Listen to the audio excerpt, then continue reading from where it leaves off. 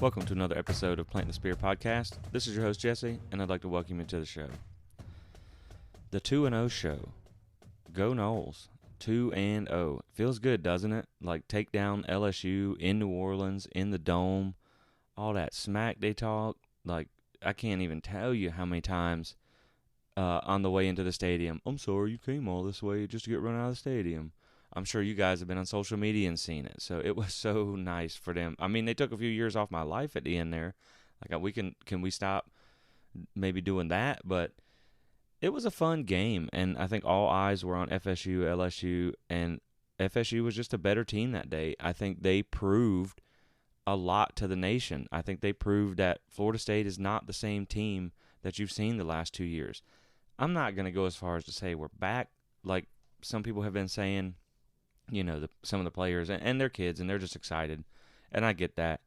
I won't say we're back. Let's win a few more games before we say that, but this is the kind of win that Florida State fans, the program, Norvell, the players, everybody has just been starving for so long.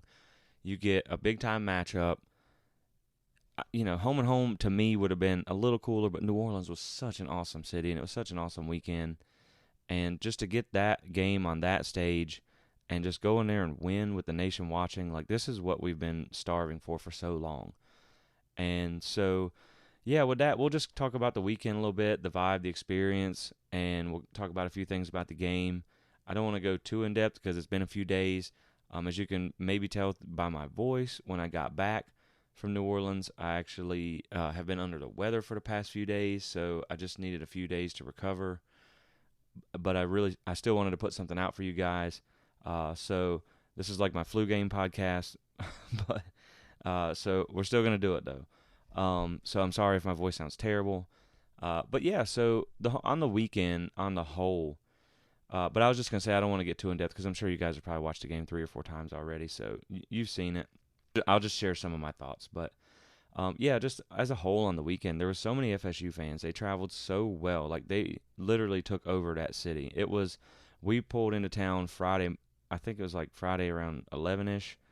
And, I understand that LSU fans weren't going to travel that early because they weren't coming from as far. That has been said. But it was like 50-1 Florida State fans. And there was garnet and gold just everywhere. In all the hotels, the streets, the bars. Like it was just awesome to see. And Florida State really traveled well. They said it was a sellout, of course, at the Dome, over 68,000 people. In my opinion, if you want to say 55-45, maybe a stretch, I'll give it to you. It was pretty close to 50-50, like maybe 52-48, something like that. But, I mean, Florida State showed out. Like, the fan base traveled. It was extremely loud in there. That's actually my first time in going to a game in a dome, and I couldn't believe how loud it was. Like, it was insane. And Florida State was plenty loud. Like, it was awesome. My ears were ringing the next day. And speaking of the dome, like, man, can everybody have a dome? Because air conditioning at a football game in September in the South was amazing. Like, I can get used to that. So let's get on that, guys. Like, Alfred, if you're listening, man, let's get some AC in Doak. That was pretty awesome. So yeah, guys, it was a fun weekend. 7.5 million viewers on TV, second most viewed game of the weekend, behind Ohio State Notre Dame. I know it was like the only one on Sunday, but still, like, I mean, that's a lot of viewers. We talked about it in the offseason. I think 4 million is like a benchmark for a big game in the TV world or whatever you want to call it. And so 7.5 million is sizable. And so, that just goes to show you, like, the brand still holds weight. The logo still holds weight. LSU is obviously a brand name, too, that holds a lot of weight. So, that's why when I saw this game get put on the schedule, I'm like, man, you cannot miss LSU, FSU in New Orleans, in the Dome. Like, that's going to be an awesome game. And it was. And a lot of the things, it's not about being right or wrong, but like a lot of the things in the game turned out kind of exactly like I kind of thought they would.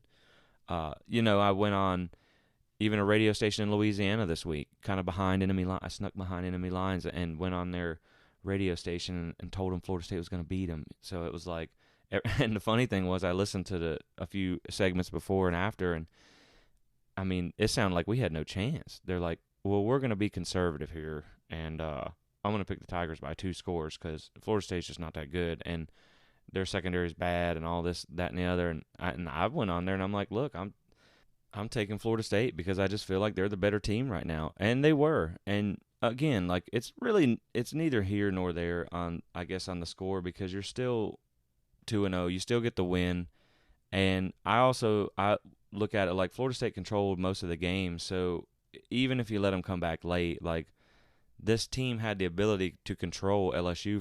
So I mean I think you can kind of, what am I looking for here? Like you can kind of just call some of it a wash at the end. Like obviously you got some things that got to get cleaned up. You can't fumble on the one. You can't give up 99 yards in basically no time.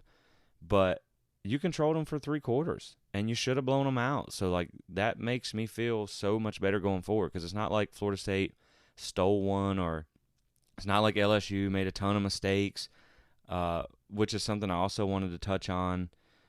But just to wrap up the weekend, before we get into the game, man, it was just awesome interacting with all the Noles.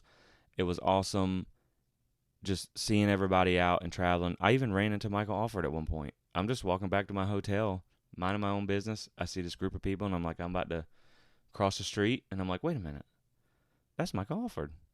And so I walked over and I talked to him. He was a super nice guy. I really appreciate that. Like he had no problem stopping and talking to me for a second, taking a picture and a handshake. And so it's just a genuine guy. So that was awesome. And I appreciate that. So like I said, let's get into the game then. LSU made some mistakes. Don't get me wrong. And FSU caught a few breaks. Like, first off, you never want to see anybody get hurt. And best luck, best wishes to Mason Smith. I know they said he tore his ACL. He's out for the year.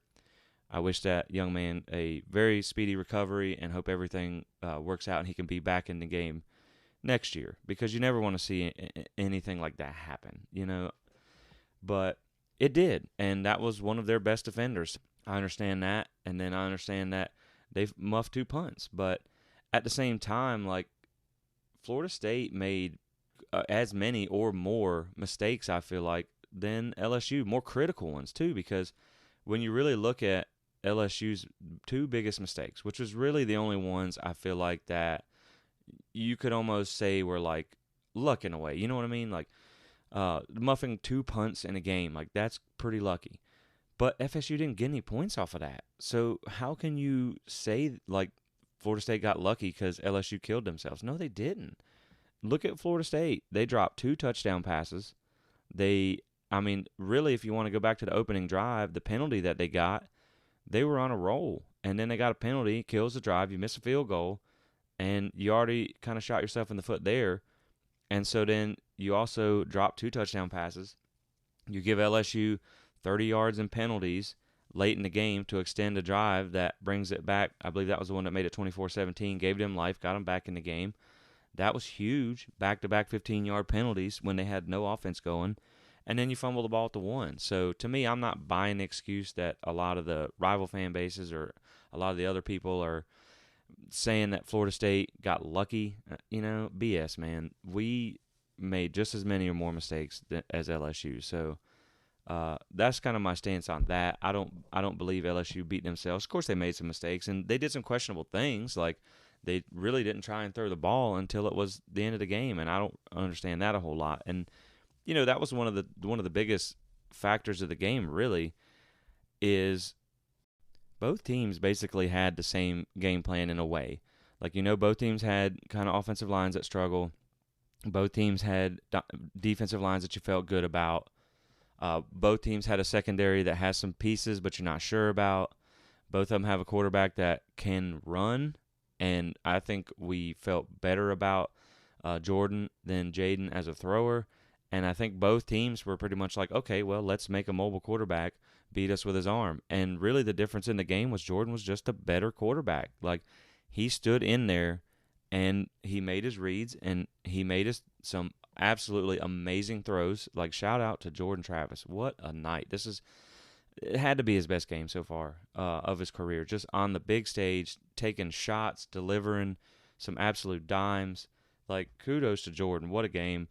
And obviously, I kind of felt that this was the Jordan Travis that we've been waiting to see. I mean, if you read the preseason magazine, we dedicated 2 whole pages basically to Jordan Travis and why I felt he could be a better passer than most people think. I think that during his time here, he's been so limited by the pieces around him. He's usually had to run for his life almost every play. Or, I mean, the receivers just, you can tell now, like, look at him with receivers that have good size and some skill and can make some guys get some separation. Like, he just needed some pieces, and he's been healthy. He looks comfortable in the offense. So, again, just shout out to Jordan Travis. Like, he outplayed Jaden Daniels, and that was the difference in the game. Because Jaden, it seemed like would make one read and then take off almost every time. Like, I said that was one of the things that I made the strongest point of in the preview or in the pregame preview, was that I just wasn't sold on Jaden Daniels as a passer. I didn't think he would be able to take advantage of those receivers anyway. Like, I thought the receivers could be a problem if you could get them the ball in space and they could work. So Florida State gets credit to that. Like, DBU, they held them when they had to. Obviously, some things late were a little concerning, but I think Florida State they get credit for the passing game not being successful either. I think it was just, like I said, it was a battle of 2 quarterbacks, and Jordan was the better quarterback on the night, and I think it showed in the final score and the way things were ran. And he just looks so comfortable in the offense now, and he looks in charge. You could see there was a few miscommunications where maybe it led to an incompletion, and you could see where he was trying to coach the receiver, like, you should have went this way or broke that way, which, again, you're going to have when you have this many new faces at receiver and everything via transfer. There's going to be some miscommunications. There's going to be some routes that they break the wrong way on. But it's nice that you have a quarterback who knows where you're supposed to be going and can coach you up, can get in your ear in the huddle, and then get that corrected. Because, again, to me, the exciting thing in this game was Florida State controlled most of the game. Florida State basically dominated LSU for 90% of the game. But there's still so much they can improve on, which leaves you just kind of makes your mouth water. Like, man, this team can get a lot better too. Now, of course, I do have to say, like, we'll have to wait and see until later in the season what LSU is. And I still think they're going to be a decent team. I still think they're going to win some games. They do have Alabama on the schedule, of course. But when you really look at LSU, like, they're not a bad team. They do have some good pieces. That's probably the second best defensive line you're going to face behind Clemson, because if you watch Georgia Tech, like, Clemson's got some questions, but that defensive line is really good, and they're big, and they're fast. So that'll be a challenge, but this is probably the best or the second best one you'll face all season. And that was the thing is, like I said, just seeing them kind of dominate that team, that defense, the way the offense was playing, and still have room to improve, that makes you excited. And with that being said, like, shout out to the offensive line. Obviously, you get the disappointing news this week that you've lost Bless Harris for the season. That's now 2 offensive linemen. This was the one thing that we said couldn't happen, was injuries. And so, like, this needs to be it, because after this, you still got, I think there's still 7 or 8 guys that you feel pretty good about, maybe 6 or 7. But throughout the course of a season, if you have to go much more than that, things could, you could lose some momentum there. But at least, like, the starting 5, I know Bless Harris was out before the game, so, like, the starting 5 versus LSU is probably who you're going to see a majority of the season now. So you feel good about what they were able to do. And I think the bye week, honestly, just couldn't come at a better time, because even some of the starters we got are banged up. I think they need the extra week to get some rest before having a road game at Louisville. So I think the bye week comes at a good time. So, yeah, shout out to the offensive line. They had a great game. Like, there's, of course, some things that could be cleaned up, but against the level of competition that they were playing against, like, I just can't say enough about them. I know I had some questions after the Duquesne game, and we agreed that they could get better, and they did. And so, like, shout out to Alex Atkins. Like, I'm a believer in Atkins. I'm a believer that things that you see will get corrected and things will get coached up throughout the season. It's not just like, well, they're not good. Like, they're going to get better. And so shout out to them. They did particularly good in pass blocking, just looking like at PFF grades and whatnot. Of course, there were some times where Jordan had some guys in his face, and I think he handled it well. But there was a few pockets back there where I feel like Jordan could have ate a sandwich. He could have sat down he could have had a po' boy while he was standing back there in the pocket. So, I mean, shout out to them guys. So you feel good about them going forward, especially seeing the way that a lot of the other teams in the conference on the schedule are looking. You feel like this offensive line, if they can stay healthy from here on out, that they got a chance to at least be what you need. Like, I won't say that they're going to be all conference or anything like that, but they have a chance to at least be what this offense needs them to be successful. Obviously, the ground game never really got going, which was a little disappointment. I mean, they got over 100 yards on the ground, which is good. But you had Jordan had I think 31, 32 yards, so he had a majority of those.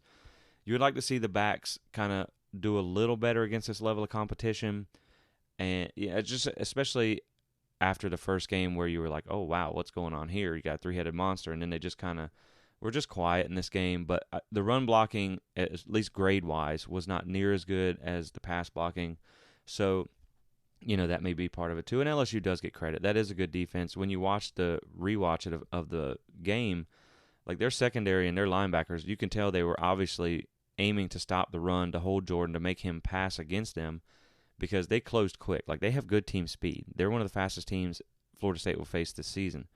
So you could see them crash down fast. So even if they got some room at the line of scrimmage, I mean, they could only get a couple yards out of it. So the backs themselves averaged 2.7 yards a carry. So again, it wasn't great. And I didn't count the 1 yard touchdown by the fullback, which was awesome. So like, I loved seeing that. I love seeing them bring in a linebacker at fullback, like old school. That's awesome. Hey, maybe we do that on the goal line again instead of pitch the ball. But that was pretty awesome to see. And they actually gave it to him, so shout out there. Bring the fullback back, man. Robert Cooper can be a lead blocker. I bet Fabian Lovett could duck it in there, but I vote we bring back the fullback. Wyatt Rector could probably make a legit fullback, to be honest. So really just moving on to the wide receivers, I thought they had a great game. Pokey Wilson, just absolute, man, like hats off to that guy. Been in the program for a while now. That was only his second 100-yard game of his career, and it couldn't have come at a better time. 7 receptions on 10 targets, 70% catch rate, 102 yards, 2 touchdowns, PFF grade of 84.9, one-handed catch in the end zone. Like, he stole the show. I think he was the best receiver on the field that night. And so, like, good for Pokey. They bring in all these transfers and everything like that, and you think a lot of the guys kind of got just washed down the depth chart. And Pokey Wilson said, not me, man. I'm still here. And so it was exciting to see him have that game, because I'm a fan of his, and I hope he has a really good season. But, man, he just really showed out, so hats off to him. Johnny Wilson this guy is a threat. Like, I can't wait to see him get a little bit more consistent. He's still got some drop issues, which was something that you were concerned about in the preseason that we had heard. He's still a young guy. He's still got, he's still learning. You just want to see him be a little more consistent. He only caught 3 of his 6 targets, so obviously, like I said, you just want to see him get a little more consistent. But if he can, like, that guy's hard to stop. I mean, 6'7", runs like the wind. Like, that dude is an absolute weapon. So I'm ready to see him get a little more consistent, a little more involved. But he's still, man, that guy is just like, he's different out there. Like, having 6'7" receiver is different. Deuce Spann, he didn't really produce a whole lot by yardage, but like, he's made some nice catches. And I know people are talking about it's more about seeing him transition to the wide receiver position, but like, he's catching it with his hands, catching it in traffic. He looks good. Like, I'm excited to see this guy develop over the course of the season, knowing that we have him for a couple years. Like, he might be a threat. He might really be one to watch, because he's got size, he's got speed, he's got ability. That's pretty awesome to see him come on so fast. Micah Pittman had a solid game too.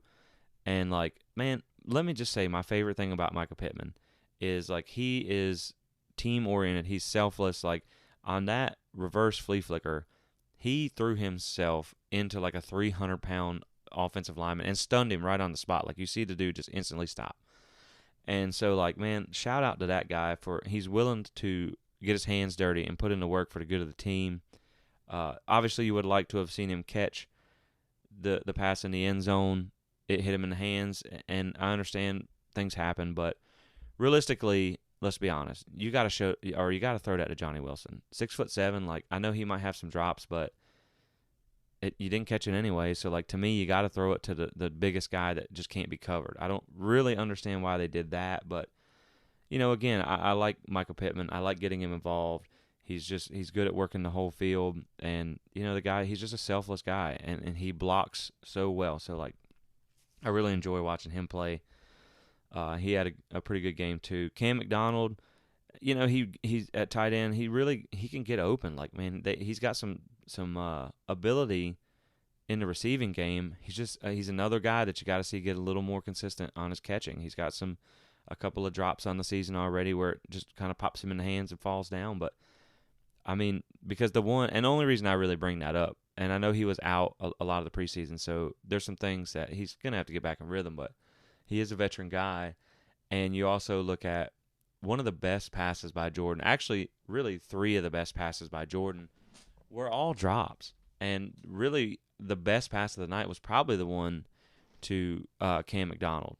That thing, like, I don't even want to call dropping that in a bucket, because I think a bucket's too big. Like, I think he threw that into like a thimble because that was such a tight window. And so you hated to see it drop, but I don't think Cam probably had a good view on it with all the traffic in the area. Marcuston Douglas, he's improving in his blocking game, which is his role. So it's good to see him. He's just such a large dude that, like, he can be like an extra offensive lineman out there for you. So he had a pretty good pass blocking grade, which is good to see. And, again, like I said, just touching on finishing up the offense, I really like the game plan. I thought Norvell, as they say, was in his bag on Sunday night. I think the play calling is more reminiscent of what you see or what you saw at Memphis. I think that he's got the pieces now and has some of the ability on this offense to call some of the plays like he used to be able to call with the pass game too, which is not something that they've been able to do in the past. I think Atkins gets great credit for helping with the game plan. You can see they build around what this offensive line can do and not do. This offense is so good at getting your eyes or getting the defense moving or looking one way and then heading back the other way. And that's something that it's exciting to see Norvell. Like, they can really scheme some guys open. And it's nice to see them being able to open up the playbook. And you can really see from this that they didn't run squat against Duquesne. Like, they didn't do nothing out of the playbook. But, Mike was saving it because he smacked LSU right in the head with the playbook Sunday night. And it was nice to see some of the more the use of more formation, some motion. And so, yeah, I mean, it was exciting to see kind of what this offense can do when it's functioning, firing on all 8 cylinders, or whatever you want to say, whatever analogy you want to use. And so I think the last thing is just I want to look at some of Jordan's stats real quick. 20 of 33, 60.6% completion percentage, 260 yards, 2 touchdowns. His adjusted completion percentage was 63.6, that's about his career average. 7.9 yards per attempt, 5.9% big-time throw rate. That's pretty good. 0% turnover-worthy play rate. Again, that's Jordan. He's an efficient, smart with the ball type of quarterback. 13.8 adjusted depth, 13.8 yards adjusted depth of target. He was pressured 15 times, had 2 sacks, which, again, against that defense that's not awful. 6 rushes, 31 yards. PFF grade was 79.5. Passing grade was 80.8. NFL passer rating was 105.6, and QBR was 86.1. So, another big game from Jordan Travis. And if he can continue to stack these and he can continue to look comfortable like he does now, I mean, you're just really excited for the trajectory of this offense this season. And that was one of the things like that I posted about on social media right before the season started was I feel like there's so much potential in this offense that's left in the tank because they haven't had the pieces to run it. And I think we're finally starting to see that come to fruition. So I'm excited about it, and you just hope that they can stay healthy and can continue to stack performances like this, clean up a few things. Because, again, it should have been 34-17, 31-17, maybe 40, in the 40s somewhere if they catch the touchdown passes. And so, to me, if you can put up And they didn't, so they don't get credit for this. I'm not saying they do. But you fumble the ball on the one. I know everyone's kind of complaining about the pitch play.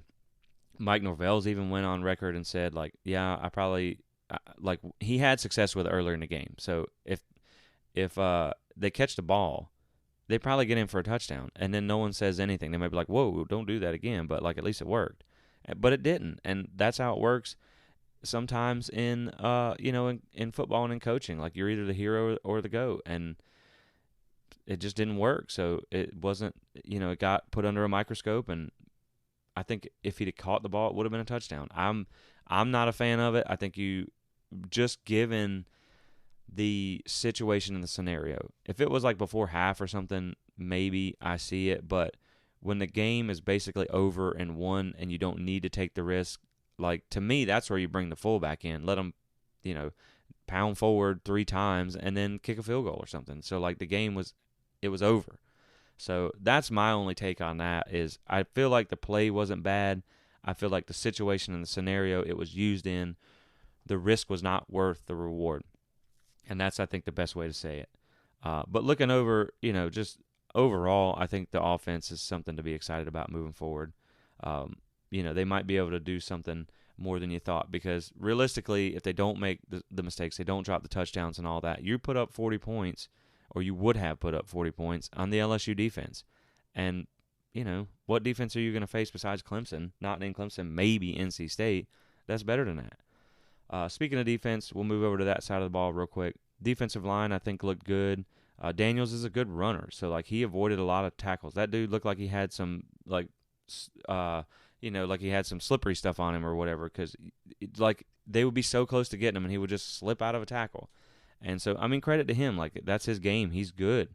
And I think this type of game also helps you prepare for like next week with Malik Cunningham.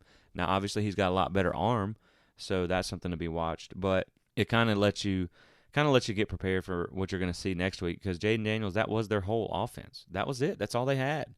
They couldn't really do anything else. The ground game never got going. The receivers never got going until the last drive.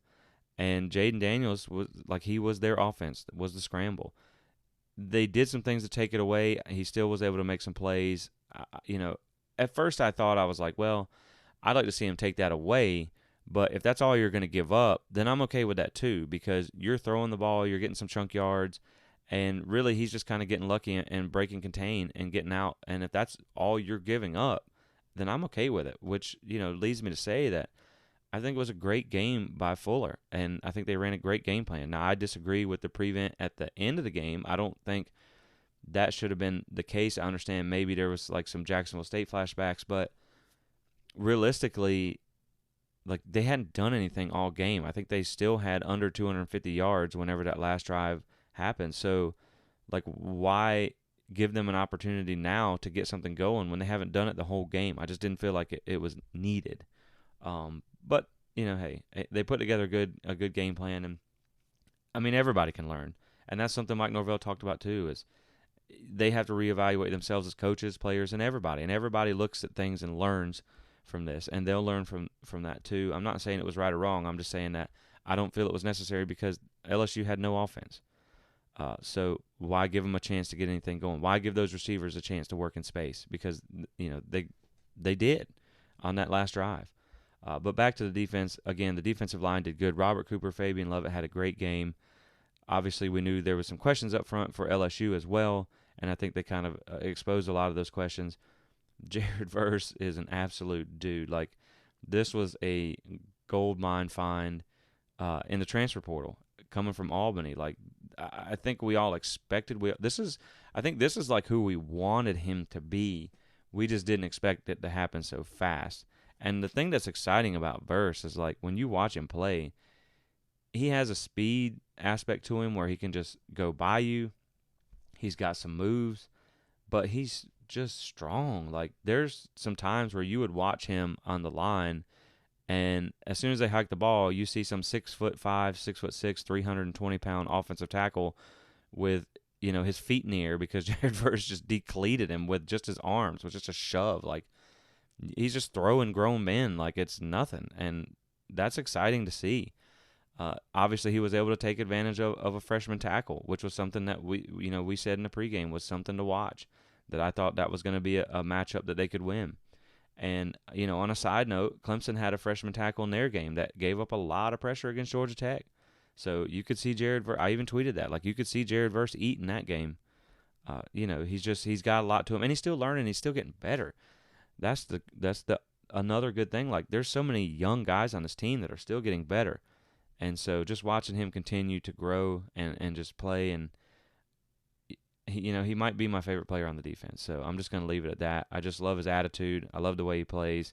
And he's got a big skill bag. Like, he's got a lot of things he can throw at you. So on to the linebackers.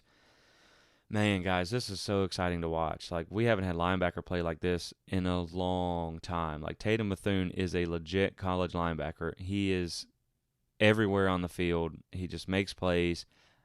I said in the preseason that I felt like he was my most underrated transfer that they took all season, because the value of having a 100-plus tackle linebacker, which is what he had at UCF, in the middle of your defense just can't be underrated. Like, it's so huge, and we've seen that pay off. And the other thing is, like, the other linebackers look so much better than last year too. DJ Lundy and Kalen DeLoach, they are athletic, they're fast, they move well, they cover space. Like, when Jaden Daniels would go to the outside, I mean, they were running them down. So it's just nice to see this kind of play at linebacker on this team. So it makes you feel good about the defense.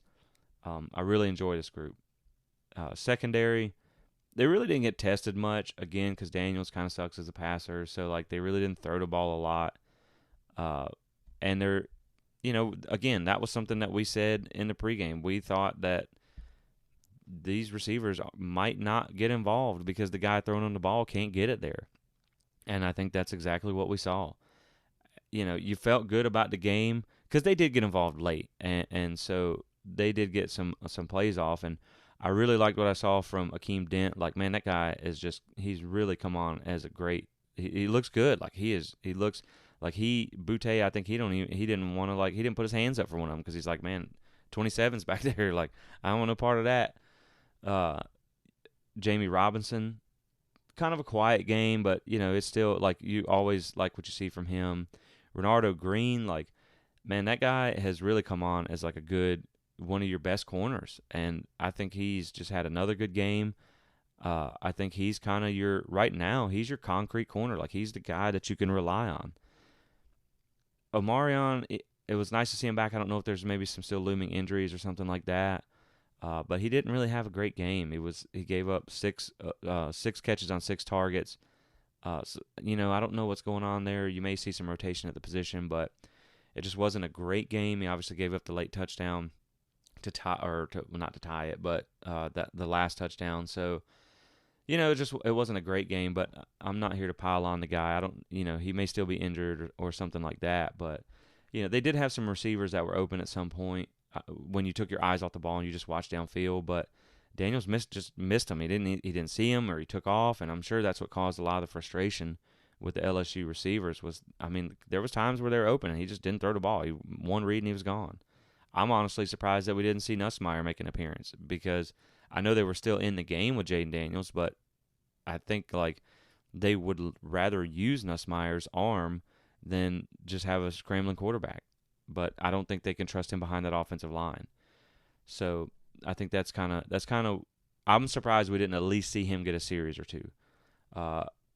It was crazy. I think two of the most crazy stats of this whole game have to be that Kayshon Boutte didn't have a catch until under 5 minutes left in the fourth quarter, which is absolutely insane to think about.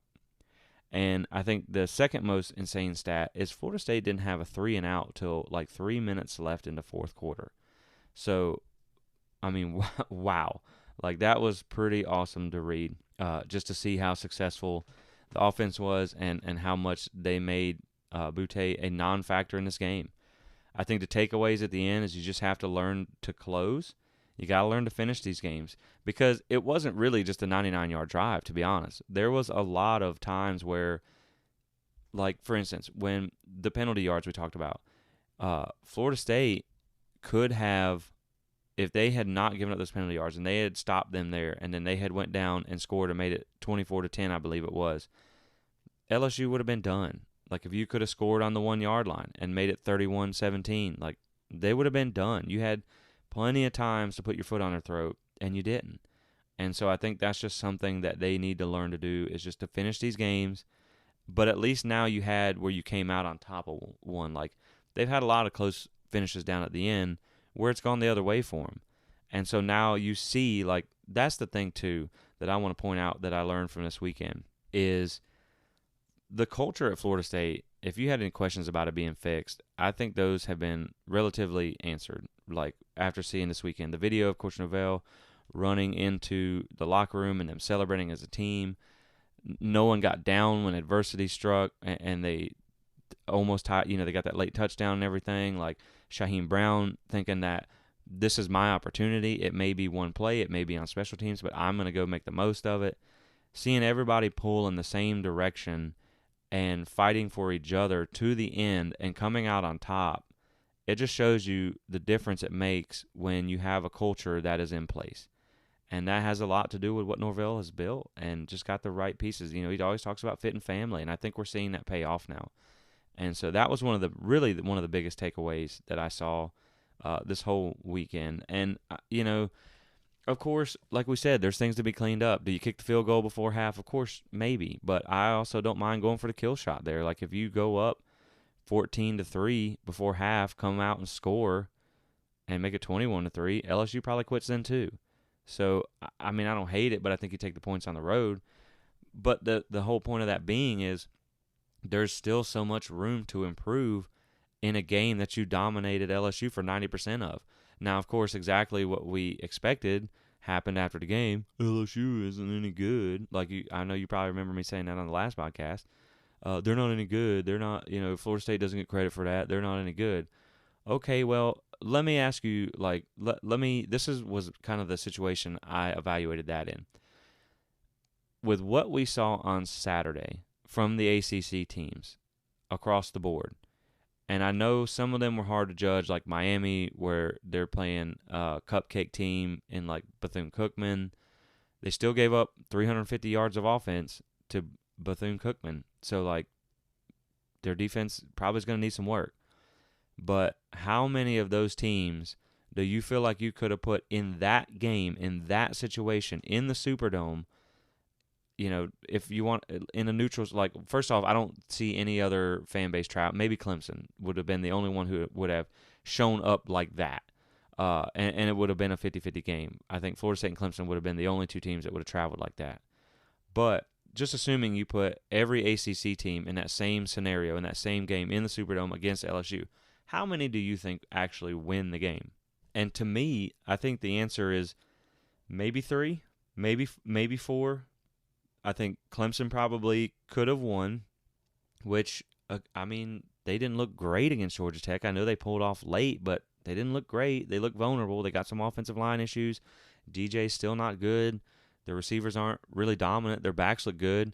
Their front 7 look just, nasty. That's going to be a problem. But their secondary is kind of suspect a little bit. I think they probably do beat LSU. Miami, you gave up almost 400 yards to an FCS team that was 2-9 last year. Florida State gave up almost the same amount of yards to LSU. So NC State didn't look good. Maybe they could have upset, or it wouldn't have been upset, but maybe they could have beat LSU.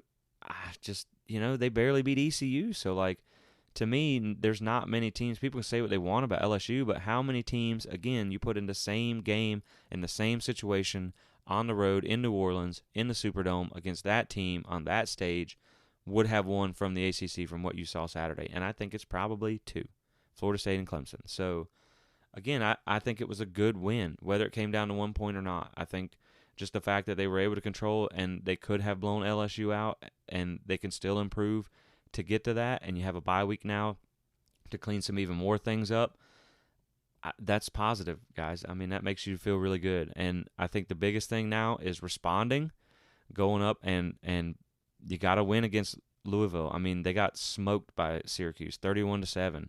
And that game might be a little tougher than you think. now, but you can't go. They might be 0-2.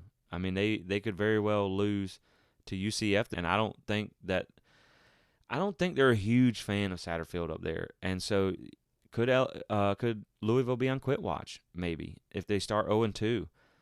You just don't know, but you can't go up there. You got to be able to handle success, and you can't go up there and like wet the bed against Louisville and drop that game. I still think you feel good about what you got for the remainder of the season, but now seeing how Louisville handled the first game against Syracuse, you just got to go up there and you got to start 3-0. You got BC at home the next week, which I feel like is definitely, they lost to Rutgers. It's going to be a win, hopefully there. Sam Hartman will be back for Wake Forest, but actually, the next podcast I'm going to do, kind of like a bye-week thing, is I want to reevaluate the schedule based off what we saw because, it's always guessing until you've actually seen everybody play. And I do feel better about Florida State after seeing this game than obviously what we thought they were going to do. I feel like they performed better than I imagined. So yeah, man, that's pretty much it. It's just like I said. I feel like you just look at the whole weekend as a whole. Florida State traveled. It was a fun weekend as a fan base. We had a good time, won a big game. There were some mistakes that can be cleaned up, but overall you have a great feeling about what this team can accomplish over the course of a season.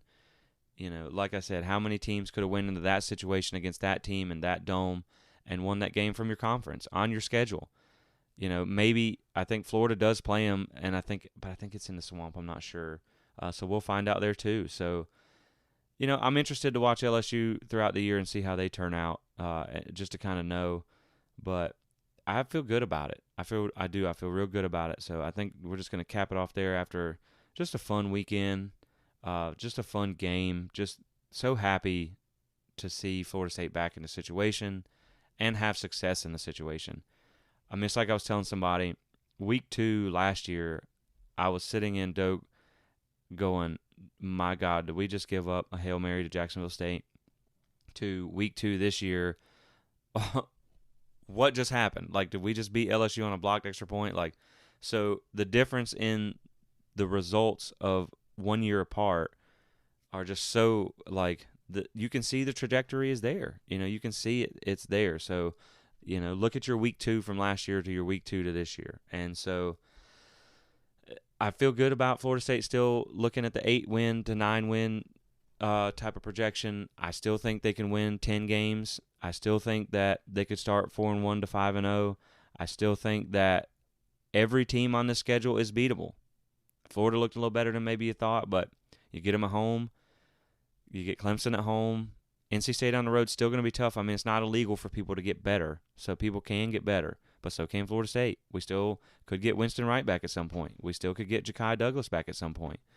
But, yeah, I mean, I definitely think that you feel good about the direction of the team and the direction of the program. And this was the type of win that you were so happy to see them, all the hard work from the players, everything paid off. Some people bashed Mike Norvell for celebrating at the end, and I get it. You want Florida State to act like you've been there. You don't want to, we don't storm the field for a reason. We don't, you're a better program than that. But guys, cut the man some slack. You know what I mean? Like we just said, think about all he's been through. And that was one thing I touched on social media. And this will kind of just close it out right here. Was I feel so good for Mike Norvell, and I'm so happy for him. I guess what I was saying is just what he's been through since he's been at Florida State. Like, he's been one of the most unlucky coaches. He comes in during a COVID year. He gets COVID for the Miami game. Can't even coach the first rivalry game he's in. They've had injuries galore. They've had transfers or, top-tier players that just didn't pan out on their roster. Like, all the things that he's been through since he's been here.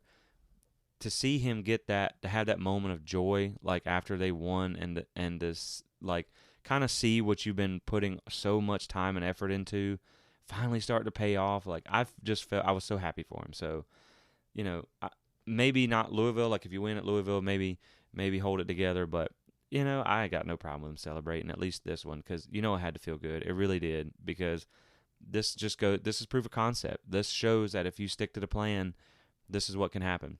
I think this hopefully will get them some momentum in recruiting. Obviously, I think we're closer to one decommit than than we thought. But I think Hakeem Williams is in a good spot with Florida State. He was there. He enjoyed it. They had a great game from the receivers, so he had to be happy about that. Cam Davis, 5-star running back, I believe, was there too. So, this is the momentum that you needed. You just got to go fight. It's all about next week now. You got to take this bye week, get healthy, get prepared for Louisville, and just build on top of it. So if they can get to, I know people were like talking about the rankings too. I don't think we should be ranked yet. I think if you go beat Louisville on the road, you get Boston College at home, you can beat them. Either one of those wins or both, I think you'll see a number by Florida State's name. Just keep winning. Don't worry about that stuff. Stay humble more than anything. Norvell already said that the practice after the win wasn't exciting. He didn't like it. So just stay humble, stay working, and go build on it with a win at Louisville. And I think you can go from there because Louisville's still a good team. Like, they might have lost, but they still got Cunningham, which he's pretty much all they got. But, you just got to build on top of it. So we'll be back with a preview next week of Louisville game coming up. And then, like I said, I'm just going to do kind of like a schedule reset and just kind of go through and look at everybody now that we've seen them in action. And maybe we'll actually do that early next week when we can kind of scout everybody. We'll see. If I got time tomorrow, I'll knock it out then. But I appreciate you guys listening. I appreciate all the support on social media. If you're not on social media, go follow us there. We've been growing really fast, so that's been exciting, and you can get in on the conversation. I try to reply to everybody as much as I can on there, so go join us on social media. And again, thanks for listening. We're 2-0. We're going to have a stress-free Saturday where we can watch everybody else sweat over their games while we just sit back and relax and enjoy this 2-0 start we got. So until next episode, thanks for listening, and go Noles.